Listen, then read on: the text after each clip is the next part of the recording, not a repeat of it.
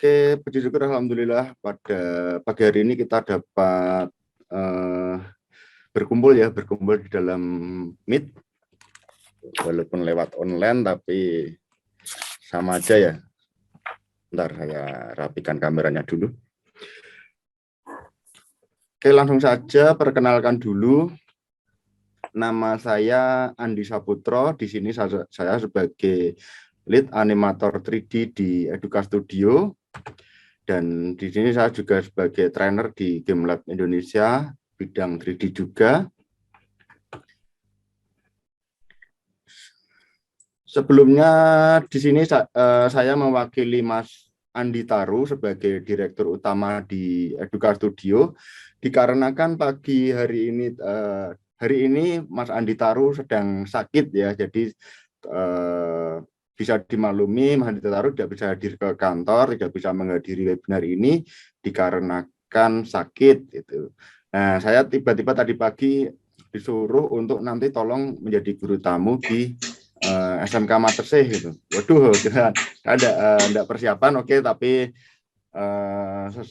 sesuai dengan pengalaman saya sebelumnya, saya nanti akan memberi arahan, memberi motivasi kepada adik-adik semua agar tahu tentang dunia animasi, dunia kerja animasi seperti itu. Oke, Pak Febri, sebelumnya saya minta tolong di sini ada Bapak guru atau siswa saja? Ini ada siswa dan satu guru ya, Pak Jan. Oke.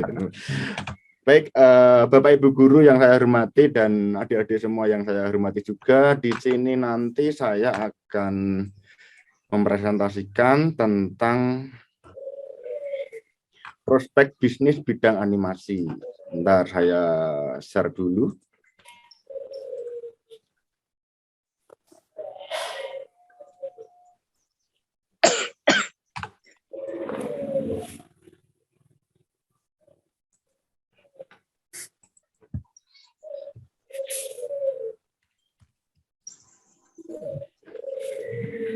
Yang mengaktifkan mikrofon bisa dimatikan dulu.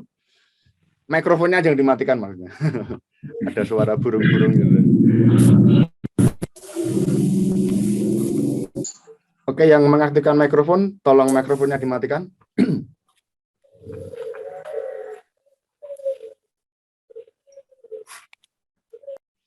Dharma, oke, terima kasih. Saya mulai ya presentasi kali ini, yaitu mengenai prospek bisnis di bidang animasi. Akan dibawakan oleh Mas Andi Taru. Di sini saya yang mewakili sebagai direktur di Game Lab Indonesia dan sebagai direktur utama di Eduka Studio. Nanti saya jelaskan apa itu Game Lab dan apa itu Eduka Studio itu ya. Kemudian hari ini tanggal 14 Oktober untuk SMK Negeri Matersih.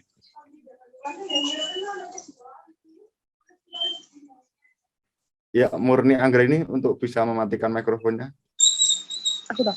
Oke. Ya, perkenalkan dulu ya. Nah, di sini ada Mas Andi Taru. Ini bisa dikatakan pendidikannya Mas Andi Taru dari SMK juga ya. Mas Andi Taru sebagai lulusan dari SMK jurusan tekstil tahun 2002 sampai 2005. Awalnya tidak mengerti tentang dunia teknologi, tentang dunia animasi, tentang dunia digital kreatif, Mas Andi Taru tidak tahu gitu. Bahkan saya yang menjadi temannya selama hampir dari 2007 sampai sekarang, itu jurusan tekstil ya. Mas Andi Taru menggambar itu juga dikit-dikit enggak terlalu mahir gitu. Kan kalau jurusan tekstil kan pasti ada membatik, ada menggambar gitu ya. Itu tidak terlalu bagus untuk Mas Andi Taru gitu. Tapi untuk bidang lainnya, bidang akademis, saya akui Mas Andi Taru unggul gitu. Kemudian kuliah di jurusan IT atau TI ya, itu tahun 2005 sampai 2009. Dengan saya bareng juga itu di UKSW, Universitas Kristen Satya Wacana, menjadi lulusan tercepat 3,5 tahun. Nah ini teman-teman tahu seperti ini tuh punya gambaran gitu ya, punya gambaran oh seorang Mas Andi Taru itu seperti itu. Nanti bisa dicontoh gitu. Tuh, jurusan TI 2005-2009 lulus tercepat 3,5 tahun. Nah, tercepat kuliah 3,5 tahun itu cepat banget. Dia mengambil SKS yang SKS full terus gitu, bisa setengah tahun selesai. Ya. Ini untuk kuliah jurusan TI-nya. Waktu itu kan saya kenal beliau, Mas Ditaru itu sangat disiplin, itu yang penting, disiplin, kemudian teratur, kemudian terjadwal, itu yang menjadi ciri khas seorang Mas Andi Taru. Disiplin, teratur, dan tidak mengingkari janji gitu ya. Tidak seperti itu.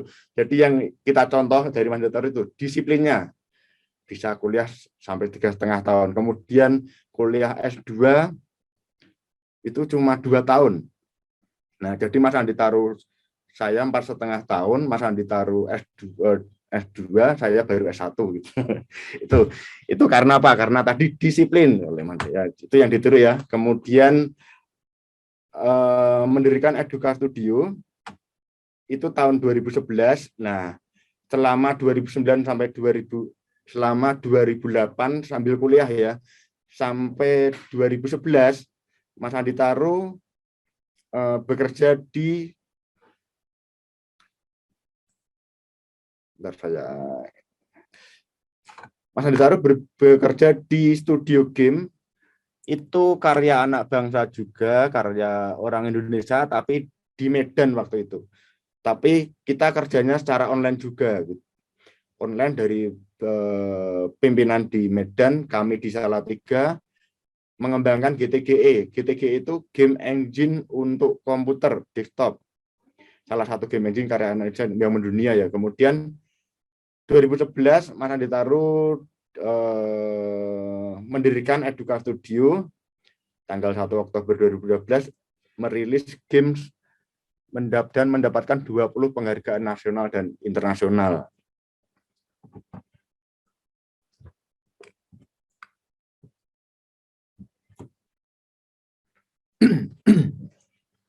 Kemudian sampai saat ini berbagai penghargaan nasional, kemudian menjadi Deputi Edukasi Asosiasi untuk game, juga untuk Asosiasi Cipta Kreasi Indonesia atau disingkat dengan Cakra ya.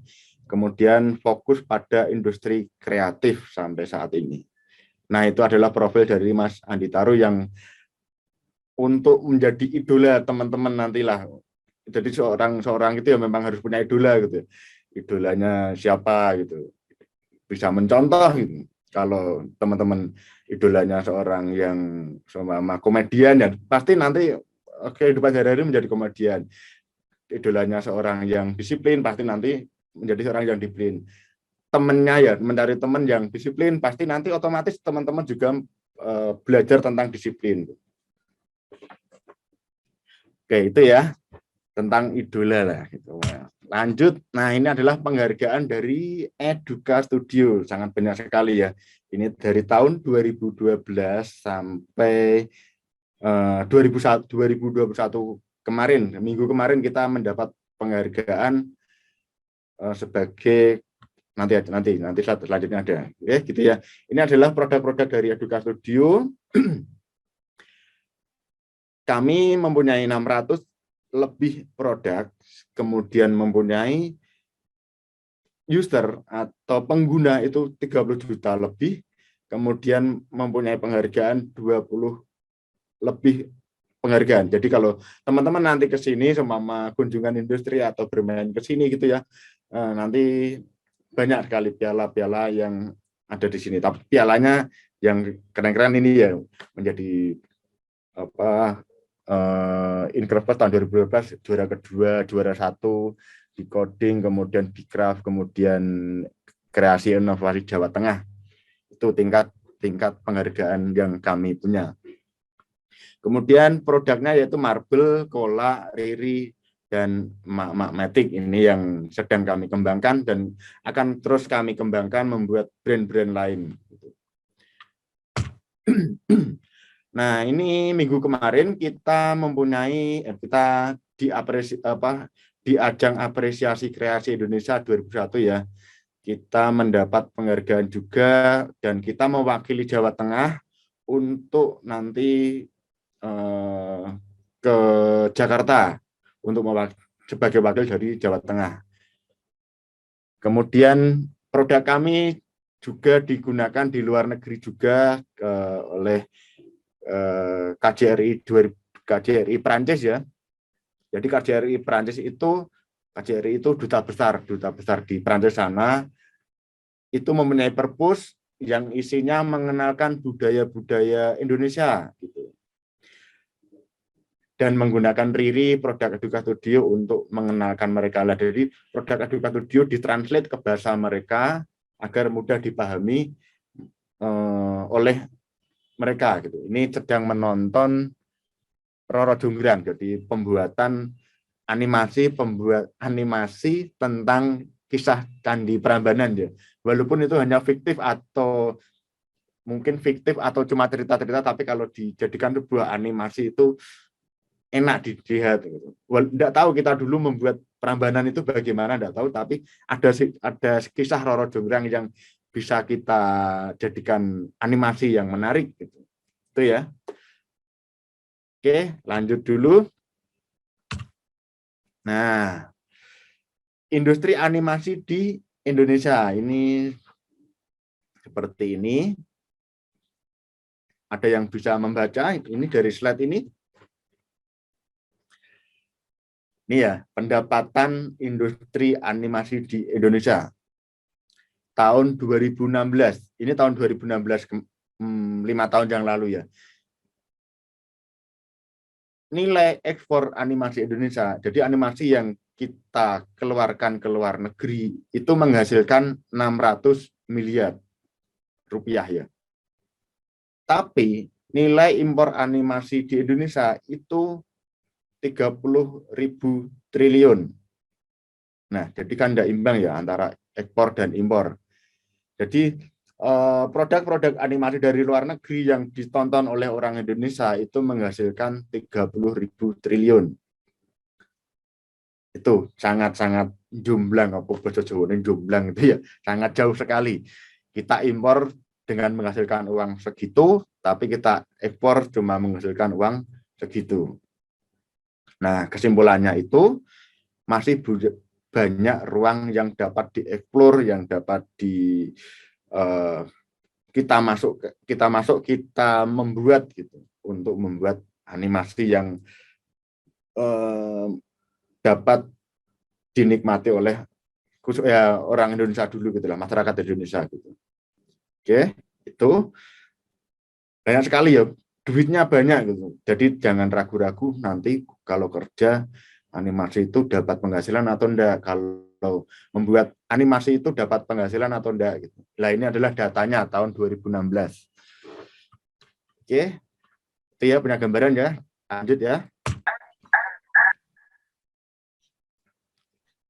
Kemudian kelebihan sektor animasi pada masa pandemi ini.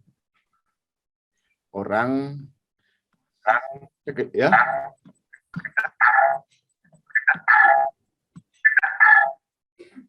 Tolong kameranya mikrofonnya dimatikan, ada yang Oke, lanjut. Kelebihan sektor animasi pada masa pandemi ini tahun 2020-2021 ini ya. Proses produksi dapat dilakukan di dalam ruangan, bahkan di rumah masing-masing. Kemudian meningkatkan demand produk animasi baik secara lokal maupun lingkup global. Kemudian naiknya tren animasi lokal yang tayang di bioskop maupun di televisi nasional. Banyak sekali ya, walaupun teman-teman mungkin zaman sekarang kebanyakan nonton video di HP-nya masing-masing, tapi di TV itu banyak sekali lah animasi yang untuk anak-anak gitu, atau untuk orang dewasa banyak animasi.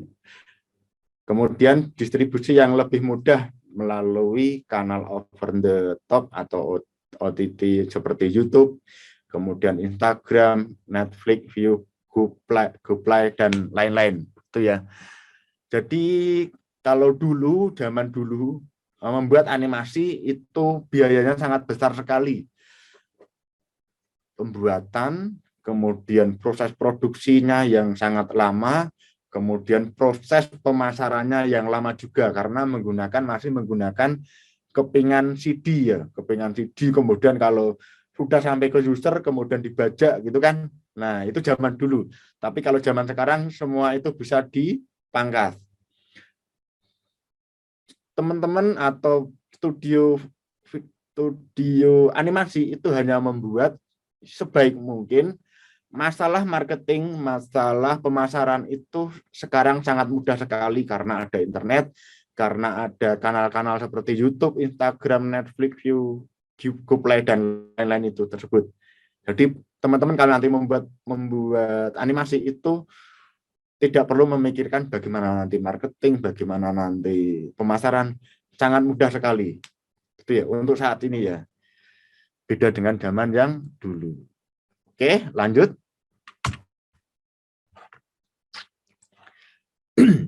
Kita pelajari dulu keterangan ini. Nah, sudah. Nah, kita bahas jumlah studio animasi di Indonesia. Saat ini ada 155 studio animasi tersebar di 23 kota di Indonesia. Nah, terpusatnya masih di DKI sana, di DKI paling banyak ya, kemudian di Jawa Barat, kemudian di Jawa Timur, kemudian di Jawa Tengah, kemudian di Jakarta. Nah, untuk di luar Jawa masih sedikit sekali untuk studio animasi. Terpusat di Jakarta dikarenakan apa? Kemudian akses calon-calon pembeli besar, calon-calon investor, calon-calon pembeli ya. Jadi aku pembeli animasi, saya ingin membeli animasimu, nanti saya jual lagi. Itu di sana roda perputaran bisnisnya sangat cepat itu di Jakarta. Kemudian infrastruktur telekomunikasi dan internet sangat memadai. Kemudian pusat perusahaan media itu juga ada di Jakarta. Agensi media juga ada di Jakarta. Nah, itu lambat laun akan menyebar dikarenakan apalagi dikarenakan ada internet. Jadi semua bisa mempromosikan produk-produk yang ada di daerah itu sekarang mengenalkan ke Jakarta dulu, mengenalkan kepada pembeli-pembeli Jakarta itu sangat mudah. Mungkin dengan pembuatan website, pembuatan Instagram, pembuatan Facebook dan lain-lain untuk mempromosikan animasinya. Itu adik-adik. Jadi sekarang sangat mungkin sekali untuk mendirikan kreasi-kreasi di wilayah. Jangan takut untuk marketingnya bagaimana, jangan takut seperti itu. Oke, semangat ya semua ya. Itu. Nah, ini pertumbuhan pendapatan animasi di Indonesia. Bisa membaca dari grafis tersebut.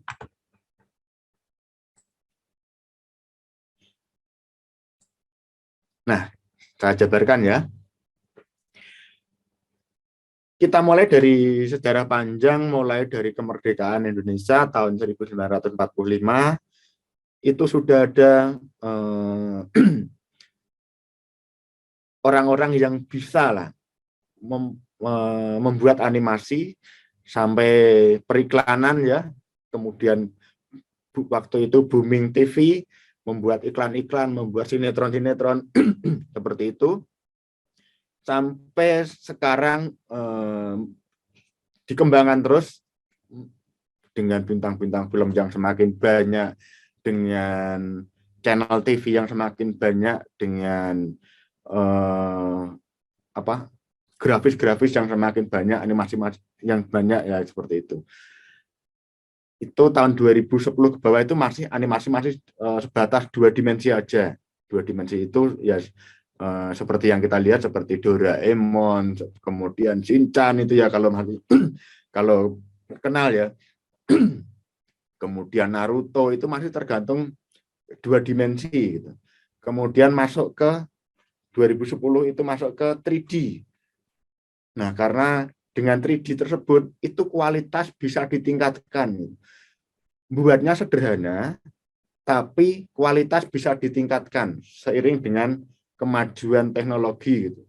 Apa yang saya bicara di sini ke gini, seumpama teman-teman melihat Upin Ipin itu ya, itu waktu versi awal itu sangat kasar sekali, sangat ya tidak kasar ya, pencahayaannya kurang gitulah. Makin kesini sekarang kalau teman-teman melihat Upin Ipin itu sudah semakin bagus. Nah itu padahal dia produksinya itu 1 kali waktu awal dulu, kemudian sampai saat ini dikembangkan terus dengan kembangan terus bisa sampai bagus, cahaya bagus, kehalusannya bagus seperti itu.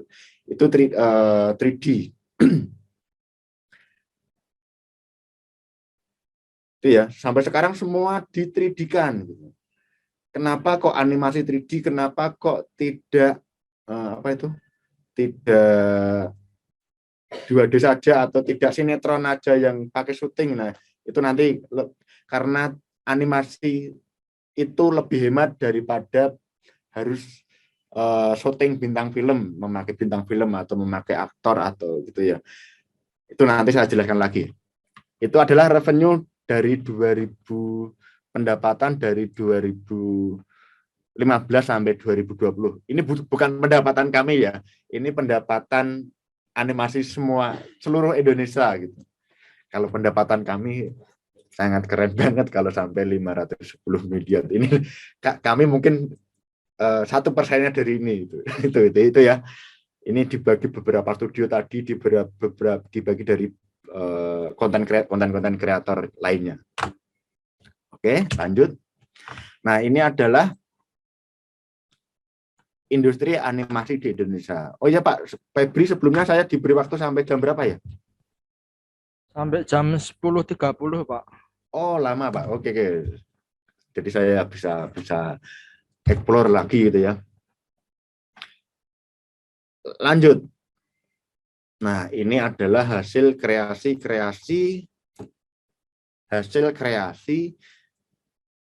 oleh kreator-kreator di Indonesia. Oke. Ada Nusa, ada Rizuki, ada Ricky Hino, kemudian ada Kado apa ini? Kado Sibulan. Ini adalah kreasi dari kreator di Indonesia. Menarik ya. Nah, kalau Upin Ipin itu dari Malaysia ya. Nah, ini ada seperti ini. Nusa dengan karakternya seperti ini. Kemudian Shizuki dengan karakter yang ini ya. Yalah, ini Shizuki-nya. Kemudian Ricky Rino itu ini si Badak. Kemudian Kado Sibulan dengan karakter yang menarik-menarik seperti ini. Itu dari Nusa, seumpama contoh Nusa ini mempunyai karakter seperti itu, dia patenkan ya. Kemudian Shizuki punya karakter yang apa itu? Seumpama simpel gitu ya, cuma gitu bulat-bulat, kemudian mulutnya ya gitu. Itu tapi menarik gitu. Orang mudah mengingat lucunya, orang mudah mengingat dari segi matanya. Kemudian Ricky Rino ini badaknya ya. Si badaknya ini dari lentik matanya, lentik alisnya gitu. Itu mempunyai karakter sendiri. Jadi tidak hanya membuat badak yang badak-badak biasa gitu enggak, tapi mempunyai ciri khas sendiri daripada badak yang lain. Oke. Itu ya. Ini adalah hasil dari beberapa kreator di Indonesia yang mungkin teman-teman tahu yang sudah booming gitu ya. Nah, lanjut. Oke, lanjut ya, biar lanjut ya. Secara umum, bisnis animasi itu dibagi menjadi 2 bagian besar. Apa saja? Yang pertama adalah produk, yang kedua adalah service. Nah, produk, di sini teman-teman membuat produk dari awal sampai akhir, kemudian di launchingkan sendiri, di marketingkan sendiri, dipasarkan sendiri. Itu membuat produk. Membuat IP atau properti, intellectual property ya, kemudian cerita dan karakter yang unik dan khas untuk kemudian dikembangkan terus dengan banyak episode produk. Itu ya. Kemudian service atau layanan. Teman-teman kalau ini bisa membuatkan gitu. Kalau service seperti itu, melayani pembuatan animasi atau menjadi partner berdasarkan pesanan. Itu service ya. Nah, untuk menjadi seorang service ini, untuk bisa melayani ini, teman-teman juga harus punya produk. Tidak mungkin kan, saya mau membeli kamu, saya mau membeli produk kamu, saya mau memesan produk kamu, tapi mana produk kamu gitu kan, pasti yang ditanyakan orang pembeli kan seperti itu. Mana pengalaman kamu gitu. Jadi kita harus membuat produk dulu, ini itu yang penting. Kita harus kalau seorang yang belum punya apa-apa seperti teman-teman, belum punya portofolio, mulai dari sekolah itu buat portofolio yang banyak, buat produk yang banyak. Untuk apa sih? Walaupun saat ini mungkin hanya sebagai pamer, hanya sebagai tugas, hanya sebagai saya lo punya ini loh gitu. Tapi kedepannya itu sangat bermanfaat sekali. Produk yang teman-teman buat mulai saat ini, bersama 3D ya, membuat sebuah karakter yang menarik, itu nanti kalau teman-teman bekerja,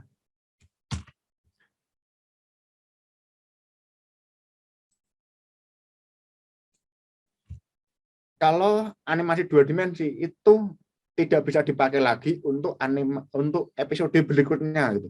Jadi dia harus membuat lagi. Tapi kalau 3D itu kamu cukup membuat satu kali, tapi bisa dipakai untuk beberapa kali gitu. Itu ya, bedanya 2 dimensi sama 3 dimensi itu.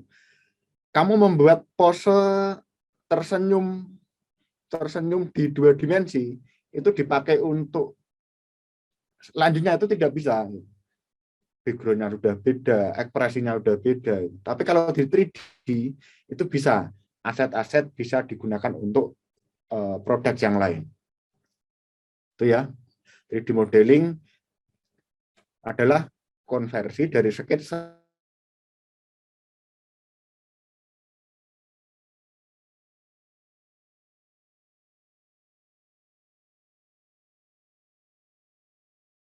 ini 3D modeling, membuat modelnya 3D modeling, kemudian membuat warna bajunya itu 3D texturing, kemudian menggerakkannya itu 3D animasi. Nah, semua punya skill-skill sendiri. Oke, lanjut ya. Itu yang minimal teman-teman nanti kuasai ini untuk menjadi seorang 3D animator, modeling, texturing, dan animasi. Lanjut, contoh kasus ini ya.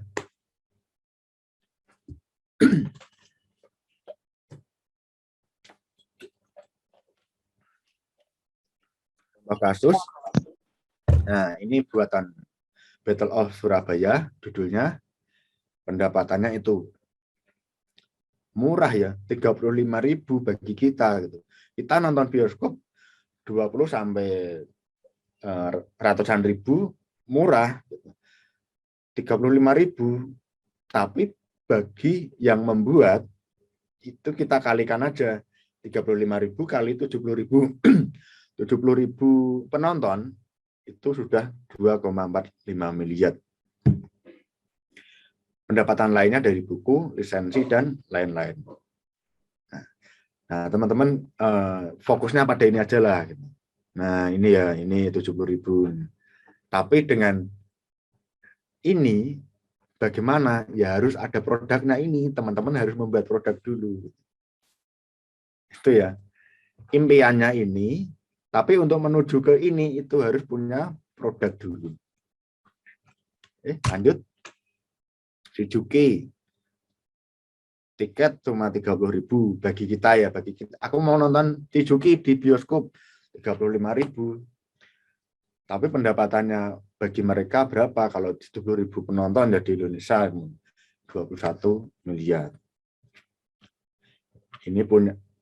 Nah, Shizuki itu dulu membeli dari seorang kreator, dibeli oleh Falcon Picture. Nah, Falcon Picture ini nanti browsing lah Falcon Picture itu siapa gitu ya. Ini yang punya Warkop. Warkop itu juga dibeli oleh Falcon. Jadi semua yang menayangkan Warkop, warung kopi Dono Kasino Indro itu ya, itu membayar royalti ke Falcon. Falcon membayar royalti ke aktor-aktornya gitu. Jadi sampai kapanpun ada royalti yang harus dibayar. Itu ya.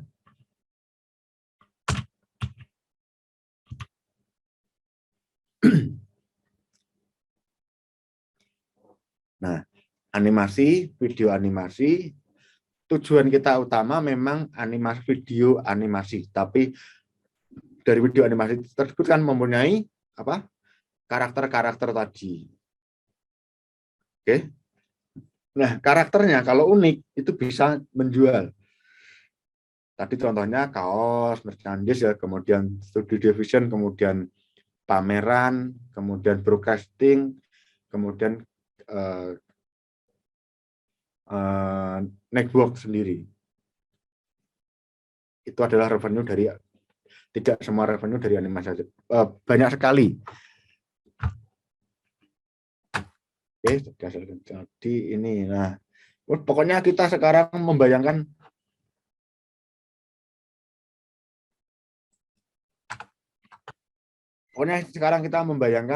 duit ini dulu gitu. Mimpinya ini dulu duitnya ternyata besar gitu ya. Nah, tapi mereka ya awal mulanya juga harus membuat produk-produk dulu. Nah, ini cuma ikan, tapi kan cuma ikan ya, membuat laut, membuat ikan-ikan yang lain. Karena ceritanya menarik, itu dapat menghasilkan ini 339,7 ini million itu Finding Memo 2003 ini.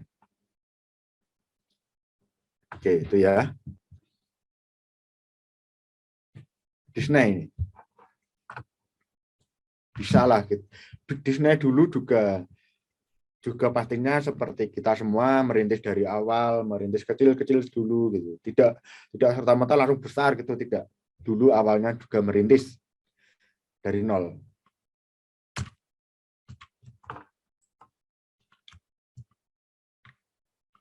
Nah, ini pendapatan dari Disney. Kemudian besar banget ya Disney ya. Nah, karena Disney apa? Disney tidak oleh Disney sendiri itu sudah tidak fokus pada pembuatan, tapi dia sudah membeli gitu. Walaupun awalnya dulu mereka itu membuat animasi, tapi karena saat ini dia membeli gitu. Membeli animasi ini. Nah, pendapatannya ini.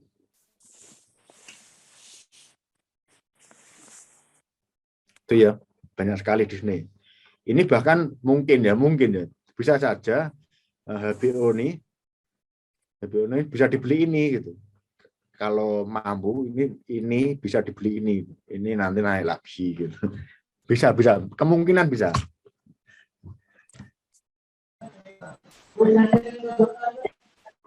Oke, lanjut teman-teman. Tidak dulu ya, tak bernapas dulu.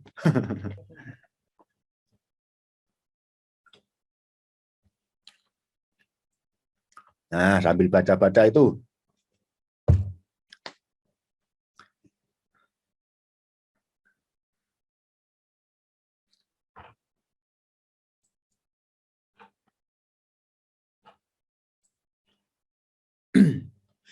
Model bisnis industri animasi Jepang. kita mencontoh dulu, karena mencontoh Jepang kenapa? Karena Jepang yang banyak sekali animasi, banyak sekali produk itu dari Jepang, dan banyak yang dinikmati di Indonesia yang unik-unik itu dari Jepang.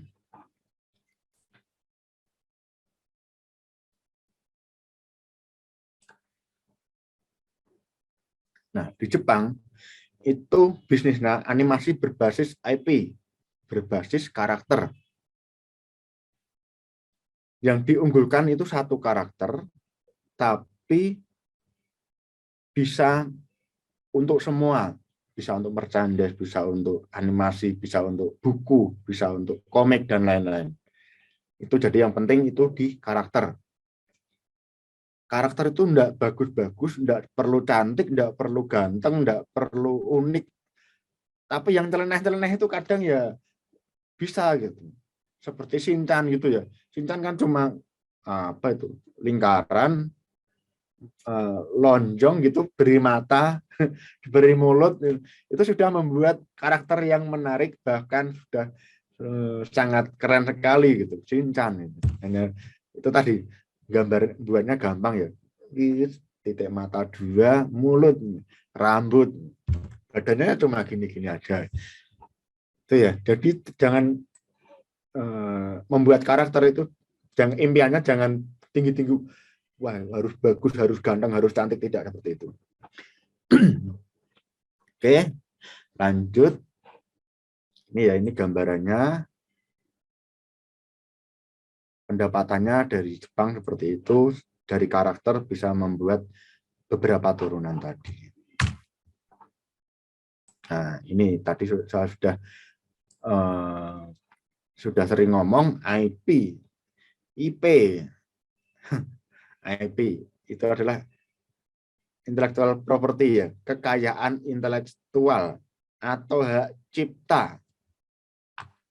Hak cipta atau trademark atau merek atau copyright itu adalah IP.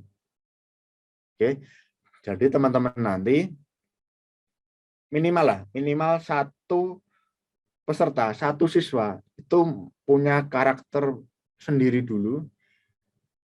Nah, nanti produk atau karakter teman-teman itu silakanlah dibumingkan. Jangan malu-malu untuk membumingkan, jangan malu-malu untuk memamerkan, jangan malu-malu untuk memarketingkan gitu dari apa yang dibuat. Di 3D sendiri, di 3D ya, ini kan kita bahas 3D. Karakter saya cuma gini Pak, ya jangan gitu. Saya menghargai karya kamu, saya menilai karya kamu, bentuk yang kamu buat itu saya hargai. Jadi saya di sini nanti kalau menilai itu tidak dari bentuk. Bentukmu kurang bagus, itu tidak seperti itu. Tapi saya lebih menilai dari cara kamu membuatnya. Itu ya yang kami nilai itu adalah cara kamu membuat. Benar atau enggak gitu. Tapi kalau masalah bentuk itu saya tidak bisa mengatakan lah masa cuma bulat gitu aja, masa cuma gitu aja, tidak seperti itu. Itu namanya membatasi kreativitas teman-teman. Itu ya. Sekali lagi yang kami nilai adalah cara membuat.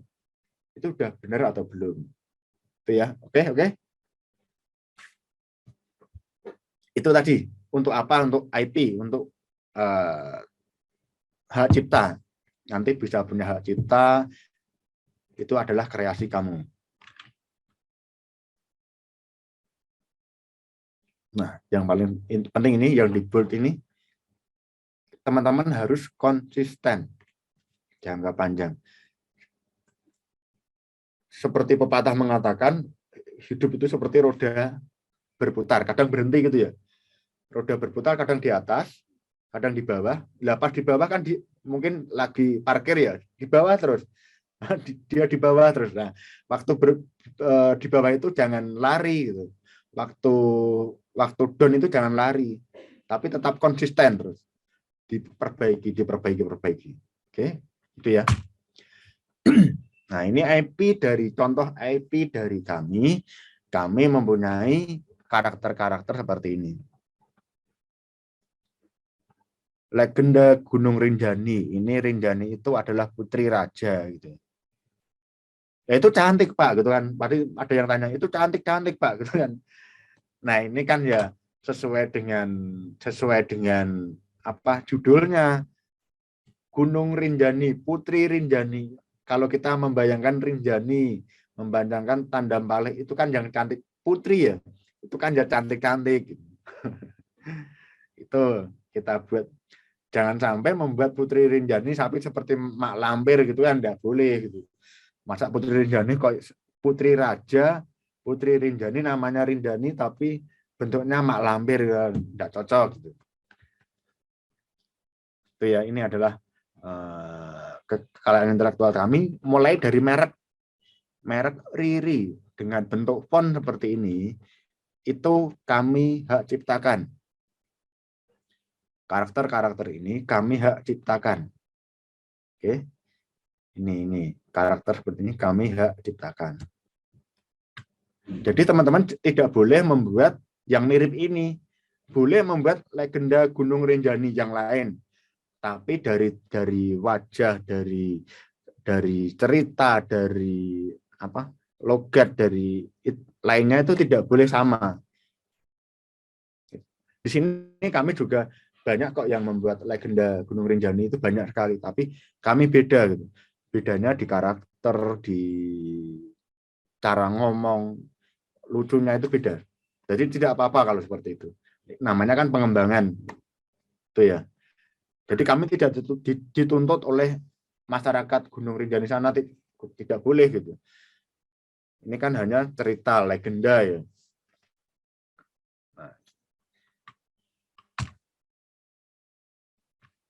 Nah, IP dari tadi ngomong IP itu teman-teman, saya ngomong IP terus teman-teman harus masuk lah gitu, masuk ke pikiran IP.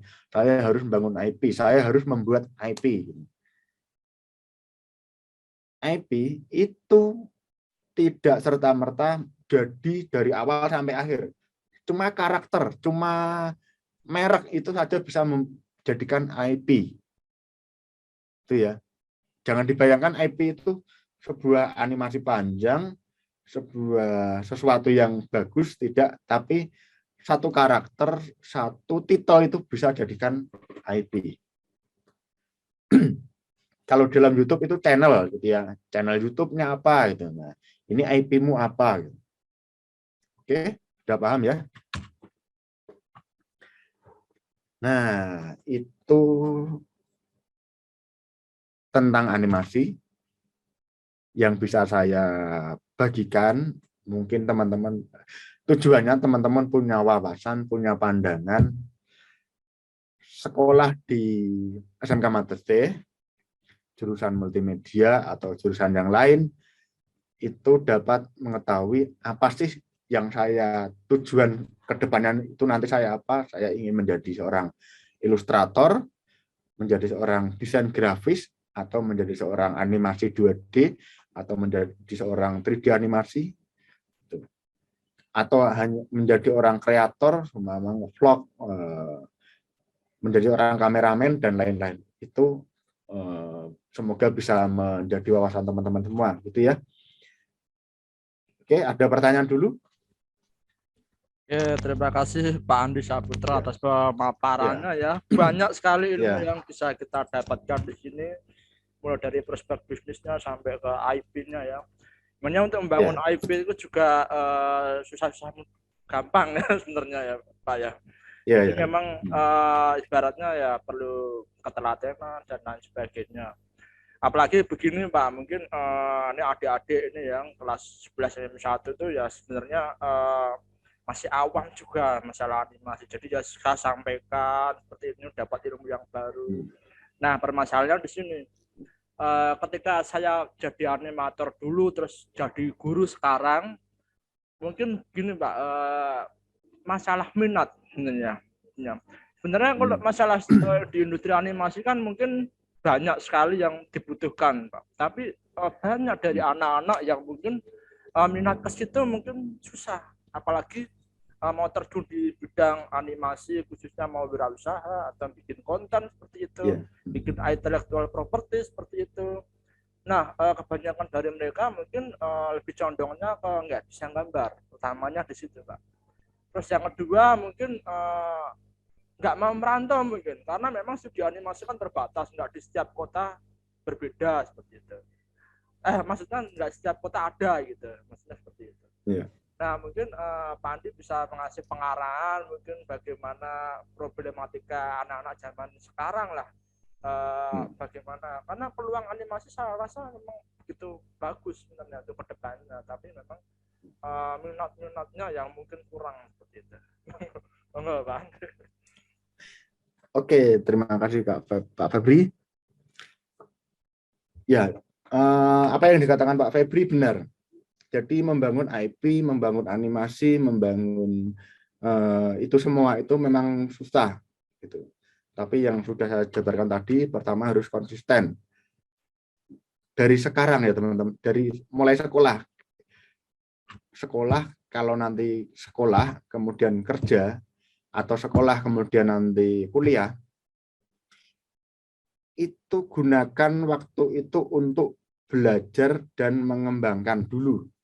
Soalnya kalau sudah kerja seperti saya, seperti Pak Febri dan lain-lain, itu sudah pertama teman terbatas, yang kedua pengalaman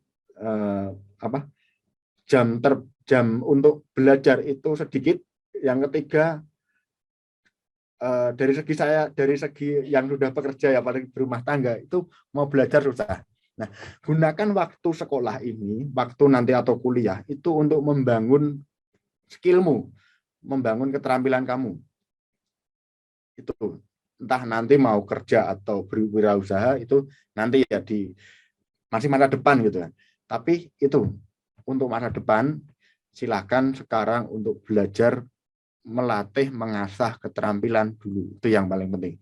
Ini saya bisa ngomong seperti ini dikarenakan saya sudah bekerja, saya sudah berumah tangga. Untuk belajar, untuk ingin membangun sesuatu itu susah banget. Itu ya. Itu. Jadi tolong untuk berkreasi mulai dari sekarang. Masih kuliah, masih apa? Masih sekolah.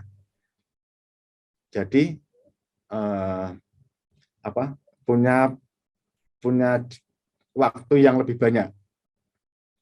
Apalagi sekarang pandemi, di sekolah paling tugas sekolah dikerjakan berapa menit. Nah, sisanya untuk apa? Sisanya untuk mengasah keterampilan. Itu. Kemudian tadi Pak Febri ngomong banyak yang animasi tapi bakatnya kurang. Kemudian dia kerja di sana. Kemudian tidak ada lowongan pekerjaan. Nah, ini untuk saat ini memang tadi masih sedikit ya. 126 perusahaan animasi di Indonesia, masih sedikit. Nah, 126 perusahaan tersebut itu kok bisa dia lahir, kok dia bisa lahir, yaitu dari apa? Dari tim-tim seperti kami dulu gitu. Kami merintis dari awal, dari kami kuliah gitu. Kita membangun game, dari saya sama Sandi Taru itu dari kuliah, membangun game, membuat produk, itu dari kuliah. Kita kembangkan sampai sekarang membuat perusahaan. Satu perusahaan ya. Kemudian berarti 126 tersebut itu yang sama seperti kami. Mereka mulai dari nol. Itu mereka mulai dari nol membuat perusahaan, mengembangkan. Waktu kebanyakan produk perusahaan itu lahirnya, embrionya itu dari waktu sekolah atau waktu kuliah. Kita contoh Bill Gates. Bill Gates itu yang pendiri Microsoft ya. Itu mendirikan sistem operasi, membuat sistem operasi itu dari kuliah. Kuliahnya tidak selesai gitu ya. Bill Gates. Jadi Bill Gates itu sarjananya malah waktu sudah tua-tua ini baru dia sarjana Bill Gates. Kemudian Bukalapak yang saat ini itu dibuat saat Mas Zaki kuliah juga. Sebagai tugas kuliah dia mengembangkan e-commerce untuk tugas kuliah. Dikembangkan sampai dari sekarang unicorn di Indonesia. Itu. Banyak lagi. Jadi waktu kuliah, waktu sekolah itu bisa kok untuk membuat sesuatu yang keren. Seumpama ada tugas dari Kak Febri, dari Pak Febri, buatlah produk kamu itu yang sekiranya tidak asal-asalan gitu. Alah cuma Pak Febri buatnya yang biasa-biasa aja lah, kumpulkan dinilai gitu. Tapi jangan seperti itu. Buatlah, oh saya ingin membuat ini untuk kepentinganku, bukan untuk kepentingan Pak Febri. Nanti saya takut sama Pak Febri, nanti saya dimarahi Pak Febri. Tidak seperti itu. Tapi buatlah tugas tersebut untuk kepentinganmu, untuk masa depanmu, gitulah. Itu ya, tolong tanamkan dalam diri teman-teman. Kemudian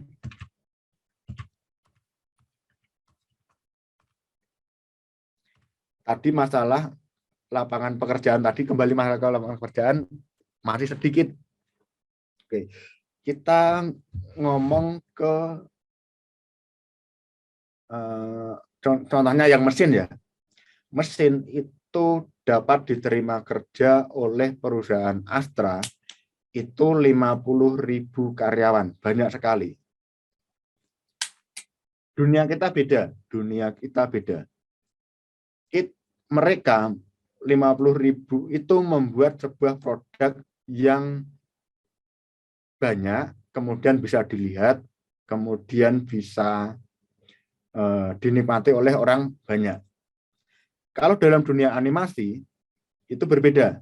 Kita membuat produk, orangnya sedikit, minimal 5 lah untuk membuat membuat animasi itu 5. Jadi nanti buat tim 5 seumpama ya. Itu ada orang yang sketsa, ada orang yang membuat model, ada orang yang membuat audio, ada orang yang mengatur ya manajemen audio, kemudian ya 5 nanti membantu waktu animasinya itu. Minimal 5 orang atau dimepetkan lagi 3 orang. Animasi, audio, sama ya dua orang produksi animasi, 1 orang audio, itu sudah cukup membuat sebuah animasi. Itu. Jadi kalau nanti tidak bisa usaha atau tidak bisa memasarkan, kita bekerja dulu. Itu ya.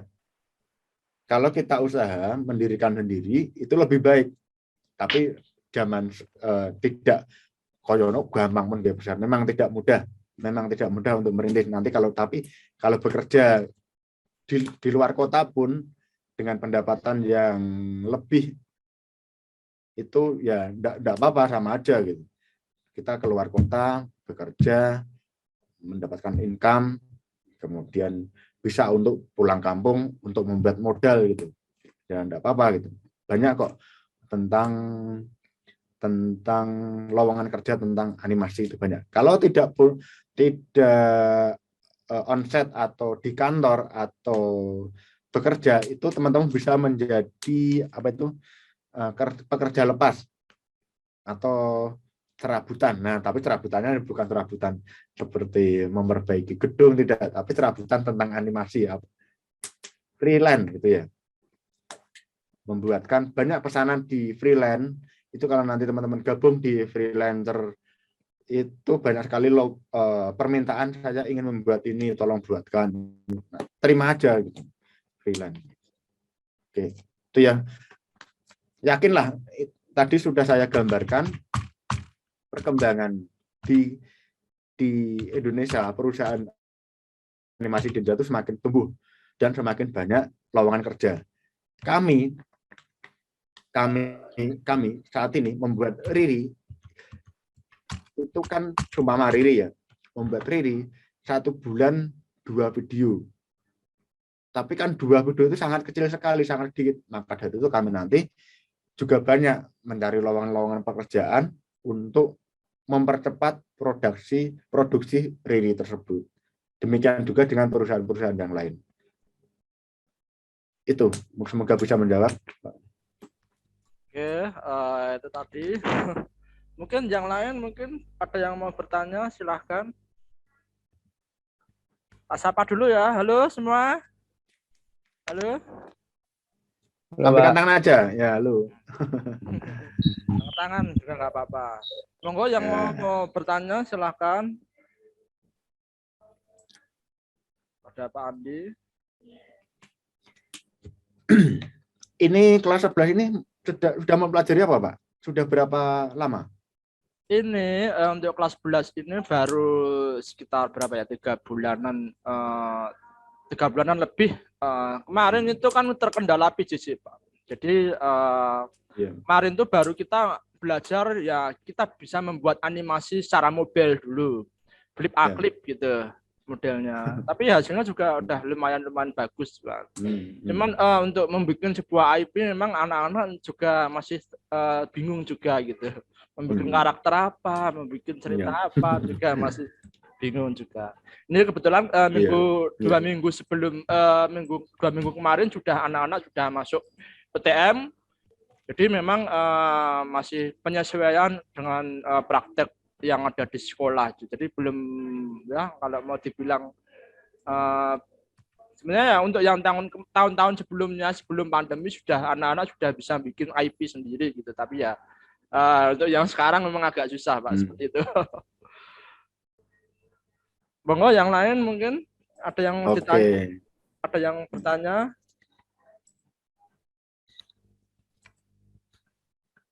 Biasanya di Wangkara mungkin mau bertanya.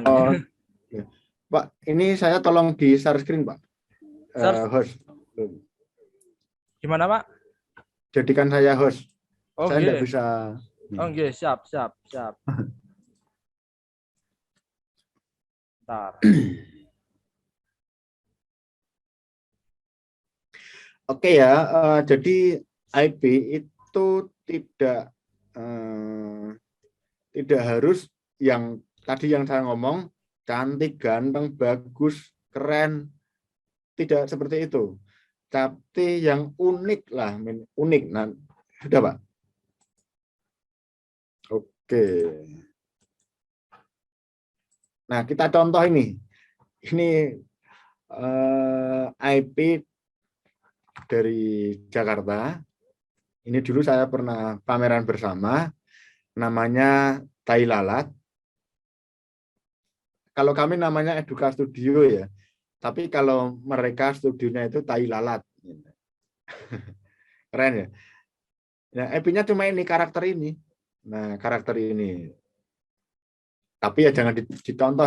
Yang dicontoh itu simpelnya gitu. Cuma buat gitu. Ini sudah di trademark, sudah di copyright.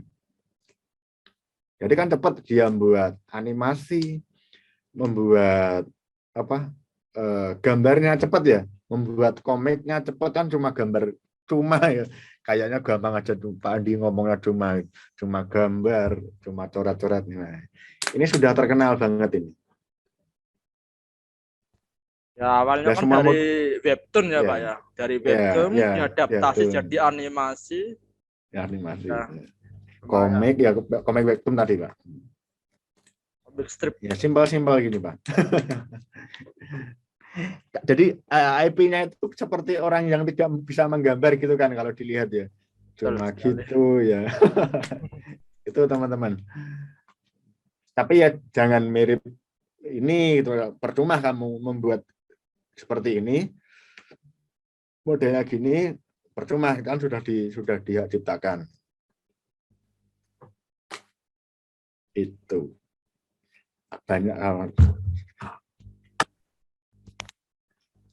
Banyak kok IP yang simpel-simpel gini.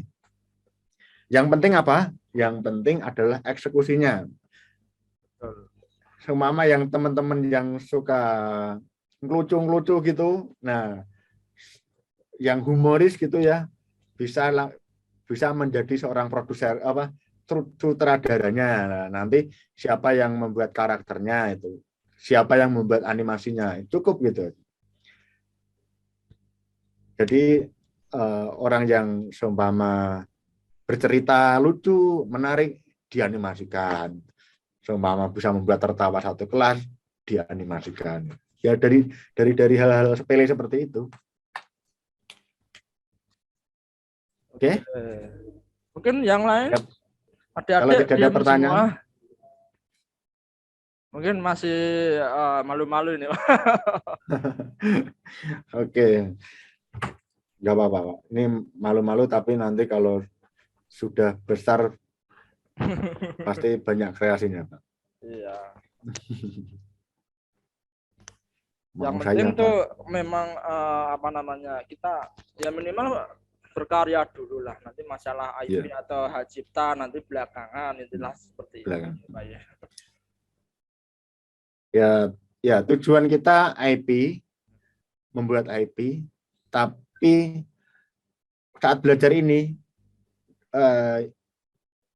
IP di nomor dua kan dulu ya, IP di nomor dua kan dulu. Yang penting buat dulu kita adalah Ya betul. membuat. Gitu. Masalah hak cipta IP ke depan, nah, gampang lah. Jadi kalau sekarang itu hak cipta itu belakangan. Ya, Yang penting kita upload ke Instagram dulu. Instagram kan ada tanggal upload, ada jam upload. Nah, itu sudah menjadi bukti kalau itu adalah buatan kamu. Jadi tidak bisa dijiplak oleh orang lain. Seumpama ya, seumpama kamu membuat bintang, kamu upload ke Instagram. Nanti ada orang lain yang mirip membuat bintang kamu, kemudian diciptakan, itu bisa kamu tuntut karena itu yang membuat saya dulu gitu. Buktinya mana? Buktinya saya upload di Instagram. Kan ada itu Instagram, hari, jam, tanggal. Nah, itu sudah bisa membuat bukti kalau kamu itu adalah karya kamu. Jadi gunakan Instagram, jangan hanya untuk foto selfie, jangan hanya untuk pamer guyangan, jangan pamer guyonan, tapi untuk mengumpulkan kreasi-kreasi dari hasil kamu. Itu ya. Oh, yang lain, tolong lambaikan tangan. Buat yang mau bertanya, silakan.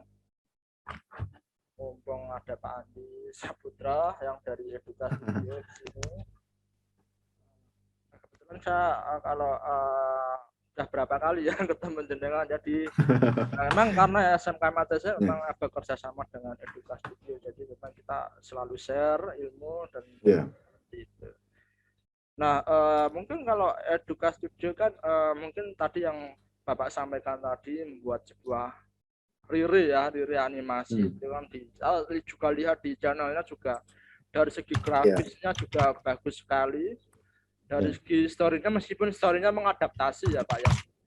Ya mungkin anak-anak mungkin kalau mau berkecimpung di bidang animasi khususnya kalau mau ke Eduka ke bikin bareng Riri, mungkin ada tips-tipsnya nggak Pak ini? Kebetulan ini yang 11 mm1 ini yang pas kelas 10-nya ikut itu Pak, kelas industri Pak. Oh, iya. Oke. Ini adalah channel kami, namanya Riri. Riri itu cerita anak interaktif kepanjangannya ya. Dulu kami mempunyai IP itu namanya Cherry. Karena hak cipta tadi, karena ada dua perusahaan yang waktu kami launching, kemudian mereka juga launching, namanya sama, Cherry. Cerita rakyat interaktif. Daripada kami berdebat, daripada kami bertarung, kami ubah nama menjadi Riri. Itu ya teman-teman. Kenapa kok cerita anak interaktif tidak Cherry aja, yang lebih bagus Cherry gitu kan. Cherry kan ada buahnya itu ya, menarik gitu. Nah, itu kisah dari Riri karena ya tadi bertarung di hak cipta. Kami tidak kalah, kami tidak apa, tapi kami hanya daripada kami bertarung, daripada kami mending kami rubah aja lah nama, masih banyak. Oke. Kemudian cerita-ceritanya seperti ini. Jadi cerita rakyat yang ada di Indonesia itu akan akan kami animasikan. Nah, jadi seumpama yang kalau di Jawa cerita Wonogiri, Wonogiri kan waduk buatan ya, mungkin ada cerita mistisnya, itu bisa diceritakan. Kemudian yang di sekitar sini Rawapening, cerita Rawapening. Kalau secara ilmiah kan Rawapening itu ya memang di sekitarnya itu gunung, kemudian ada mata air, kemudian memang ada danau menggenang, danau air ya. Tapi kan ada dongengnya, itulah dongengnya kita animasikan.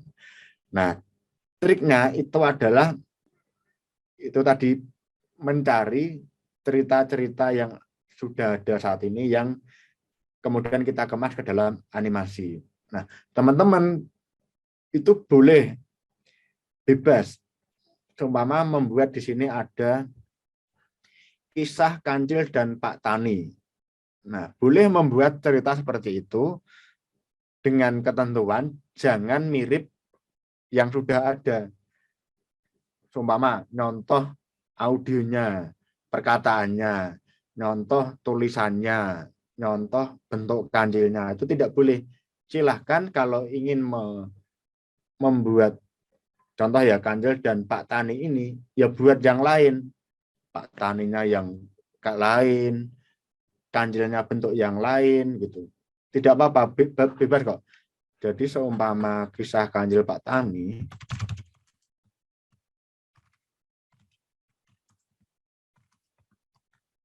di YouTube ada berapa?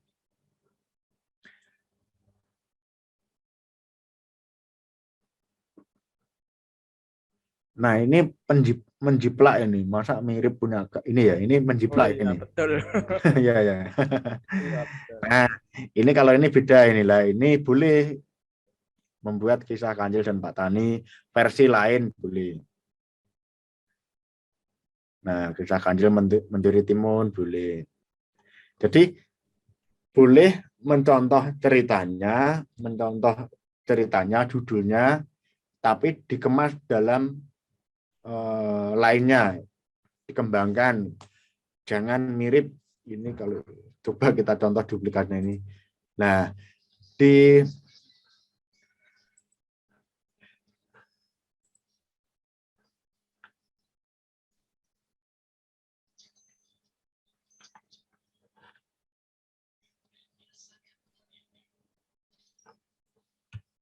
waduh banyak iklan.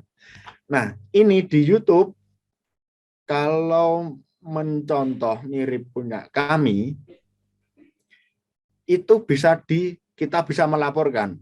Saat ini bisa melaporkan. Tolong ke YouTube ya. Kita minta tolong ke YouTube melaporkan ini, tolong di blacklist karena ini mencontoh punya kami.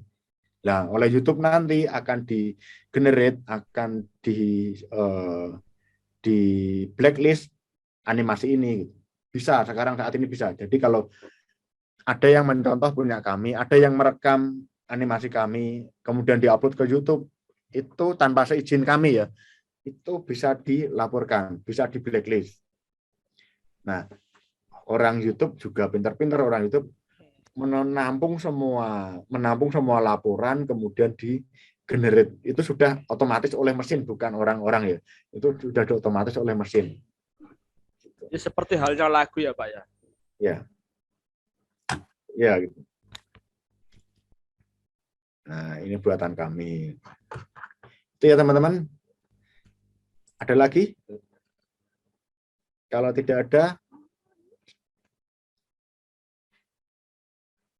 Oh iya Pak, mungkin sedikit tips mawon Pak. Mungkin kalau anak-anak tertarik mau bikin sendiri channel seperti itu, membuat animasi dulu lah, nggak mikirin IP dan hak cipta dulu lah, bikin sendiri lah nanti. Yang penting karakter orisinil dan cerita yang mungkin kalau mau niru ya silahkan, tapi dimodifikasi demikian rupa kalau cerita rakyat. Nah itu mungkin step-stepnya gimana Pak? Promosinya seperti itu bagaimana Pak? Mungkin, apakah nanti kita harus secara offline gitu, kita ke sekolah-sekolah, contohnya Riri aja lah nanti ke sekolah-sekolah, ke TK gitu dipromosikan seperti itu atau bagaimana Pak? Oke, untuk promosi kalau sekarang itu kita cukup di ruangan aja Pak. Promosi itu cukup di ruangan. Kita gunakan internet. Kan yang menikmati gini, kalau ini ya, contoh ya, saya dagang HP, saya menjual HP, saya jual ke tetangga, saya jual pertama saya repot untuk menjual ke tetangga. Yang kedua, tetangga pasti ngedol HP kok larang-larang, tonggone larang-larang lah. Untuk saat ini tidak, kita mending jual ke orang banyak, ke orang luar lewat internet, lewat Facebook, lewat lain-lain gitu. Jadi jangan saat ini ya itulah, kalau menjual itu jangan di sekitar kita dulu gitu. Jangan ke teman, jangan ke apa gitu. Itu ya. Tapi ya kalau ini beda lagi. Kalau ini waktu ini sekolah, trik di sekolah. Ini kan teman-teman punya teman banyak ya. Sekolah atau guru itu harus saling mensupport. Seumpama si A mempunyai IP karakter ini, silakan semua siswa atau minimal satu kelas untuk seumpama di Instagram ya, di like kemudian di share, minta bantuan gitu dulu. Kemudian di YouTube minta like dan share. Nah, lebih ke atas lagi ke kepala sekolah lah. Ini kepala sekolah nanti bisa ini loh, dari kelas MM itu mempunyai animasi. Tolong kita bersama-sama dukung dengan like, tidak berat kok gitu kan. Waktu upacara atau waktu apa gitu lebih cepat Pak daripada kita memasarkan ke samping-samping ke dinas atau ke TK, itu malah lebih lama. Itu ya.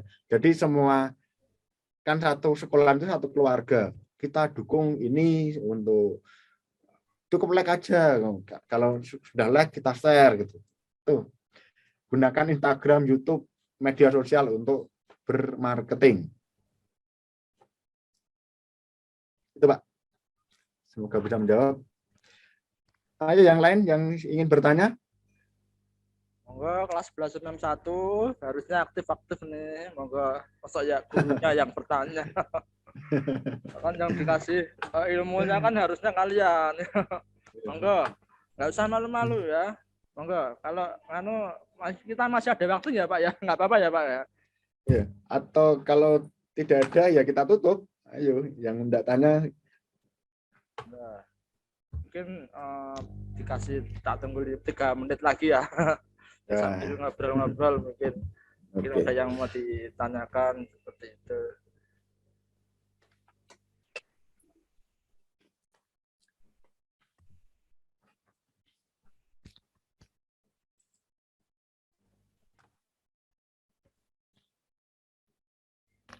Nah, ini ada yang bertanya Pak dari Fitriani di chat ya Pak. Nggak apa-apa kalau dia malu bertanya langsung, boleh dulu di chat mawon Pak. Ini, oh ya, ini ada yang tanya. Pak, dari Fitria Eka Rahayu. Pak, belajar animasi itu apa harus belajar ilmu programming, Pak? Lah itu gini. Oke, gini ya. Kurikulum pemerintah itu memang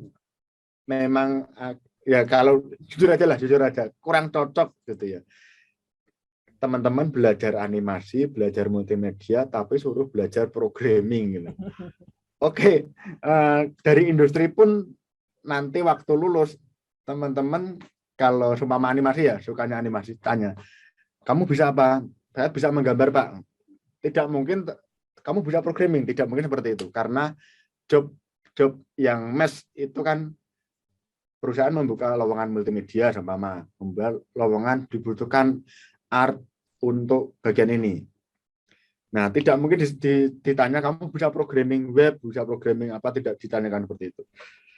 Dan kurikulumnya memang membingung, ya teman-teman membingungkan gitu. Ya cukup tahu aja lah gitu. Programming ya ikuti pemerintah aja gitu. Karena ya untuk menghapus pelajaran programming di multimedia itu sangat panjang sekali, harus merubah undang-undang, harus rapat, harus lah ikuti dulu aja, tapi jangan difokuskan ke programming. Belajar animasi itu harus belajar programming. Ya buat selingan aja lah gitu, enggak apa-apa. Animasi enggak perlu programming kok, membuat animasi itu tidak perlu programming. Oke, ada lagi? Bisa chat aja kalau apa namanya, Audionya enggak bisa, silakan chat. chat aja nggak apa-apa. Mungkin programming dipakai untuk game masih bisa ya Pak ya, kalau mau di-upgrade. Tapi keahliannya nanti kacau gitu. Betul. Teman-teman fokus ya, mulai sekarang silahkan fokus pada satu keterampilan. Saya ingin animasi kok, ya udah teman-teman pelajari animasi, walaupun nanti di samping kanan kiri teman-teman ada programming, ada matematika, ada IPA, ada lain-lain. Tapi sebagai keterampilan ya saya fokus ke animasi. Saya mempelajari lebih ke animasi, saya perdalam animasinya, bukan saya perdalam semua gitu. Di perusahaan yang multi talent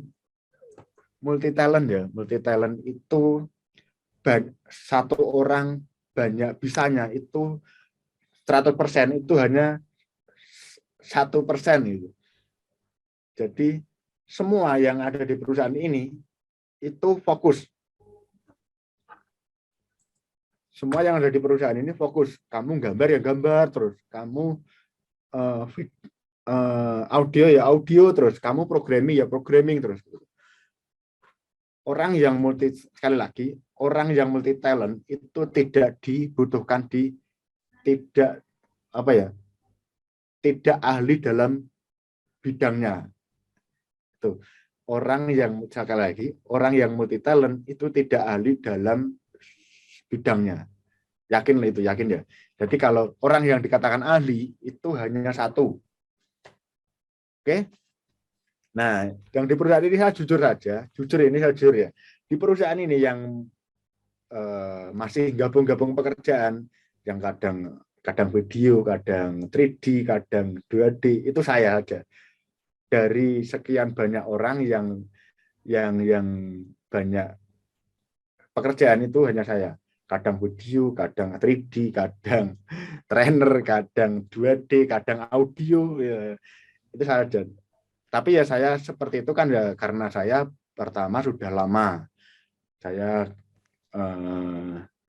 belajar 2D, gambar, belajar 3D, belajar itu ya karena saya sudah lama. Tapi teman-teman yang lain itu semua fokus. Gambar yang gambar terus, animasi ya animasi terus, video ya video terus. Oke, lebih baik fokus, jangan banyak bisanya. Di perusahaan kalau kamu ditanya, kamu bisanya apa? Saya hanya bisa ini. Saya ahli dalam bidang ini gitu. Itu lebih berbobot daripada teman-teman kamu bisa apa? Saya bisa ini Pak, bisa ini Pak, bisa ini Pak. Itu malah diragukan itu. Ini beneran bisa semua atau enggak gitu. Malah diragukan itu. Itu ya, teman-teman. Intinya satu keahlian tapi di-upgrade semaksimal mungkin ya Pak. Ya, itu yang penting itu. Banyak gitu tapi cuma dasarnya saja gitu. Lah itu. Itu ya nanti kalau di perusahaan saya ahli bidang ini Pak. Jelaskan aja yang kamu bisa daripada kamu menjelaskan saya bisa Photoshop, saya bisa Corel Draw, saya bisa Blender, bisa semua saya Pak. Lah itu malah diragukan itu. Oke, gitu. Karena satu orang itu maksimal 3 keahlian lah. 3. 4 ke sana itu tidak bisa keahliannya. Sangat jarang banget. Ya, mungkin ada Oke, lagi. ada yang lain? Kalau tidak bisa mungkin Pak Andi bisa ngasih closing aja mungkin untuk ya boleh motivasi atau apa mungkin karena memang Oke. anak-anak zaman sekarang itu sebenarnya butuh motivasi Pak sebenarnya Pak. Soalnya Oh iya iya. dia itu belum pernah ke lingkungan pekerjaan itu seperti apa gitu loh. Iya. Gitu. Oke, teman-teman dari saya eh, bisa dikatakan jujur aja generasi waktu pandemi ini sekolah libur, sekolah tidak libur ya tapi di rumah mau ngapain padahal zaman sekolah itu seharusnya zaman mencari ilmu, zaman mencari pengalaman. Nah, tapi teman-teman kebanyakan di rumah itu gunakan pertama apa itu smartphone teman-teman untuk belajar, jangan hanya untuk main game. Main game itu bagus, main game seperti Mobile Legends, lain-lain ya Counter Strike dan lain-lain yang online itu bagus, mengasah otak kecepatan, mengasah otak dan kecepatan. Itu kamu sering main game terus, game-game terus, jangan terus-terusnya itu jangan diteruskan gitu. Ya sewajarnya aja lah main game. Kemudian lainnya untuk belajar, untuk mencari ilmu, untuk menonton teknis-teknis yang diajarkan mungkin di game lab di YouTube. Banyak sekali sekarang tutorial-tutorial yang ada di internet. Itu ya. Kemudian sering bertanya kepada guru. Guru atau pembimbing atau mentor itu gunakan sebagai mentor teman-teman. Waktu di sekolah, kalau ada pertanyaan seperti ini ya, saya sebagai pembicara, saya itu mengharapkan pertanyaan dari teman-teman gitu. Senang kalau ada pertanyaan gitu. Senang. Demikian juga dari guru. Kalau ada pertanyaan kemudian dijawab itu bagi guru sangat senang sekali. Banyak pertanyaan karena apa ya? Orang yang bertanya kepada seumpama saya, itu otomatis saya juga belajar. Otomatis saya mengingat gitu. Itu ya. Terus pokoknya silahkan di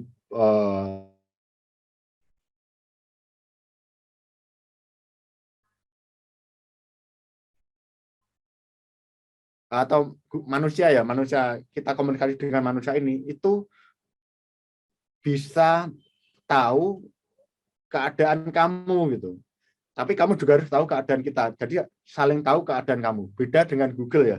Kalau Google tanya, ya jawabannya ini, tapi tidak tahu dengan kondisi kita. Tapi kalau guru atau trainer atau mentor itu tahu kondisi kamu. Gitu. Tapi tidak bisa dicontoh oleh Google. Itu ya teman-teman. Pokoknya semangat.